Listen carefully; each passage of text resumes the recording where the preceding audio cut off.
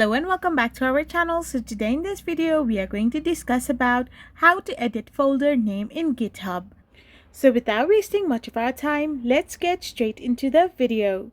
So GitHub is a proprietary development platform that allows developers to create, store, manage and share their codes. So to edit folder name on GitHub, all you need to do is simply download the app itself and simply tap open the app.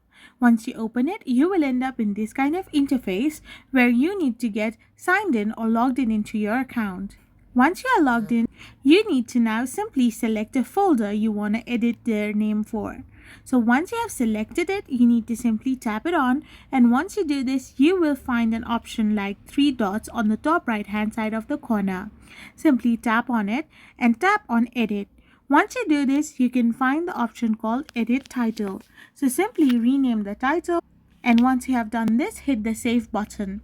After you have completed doing it, you will be able to edit folder name on GitHub. I hope you found this video helpful, so don't forget to hit that subscribe button and do give us a thumbs up. We will be back again with more informative videos. Thank you for watching.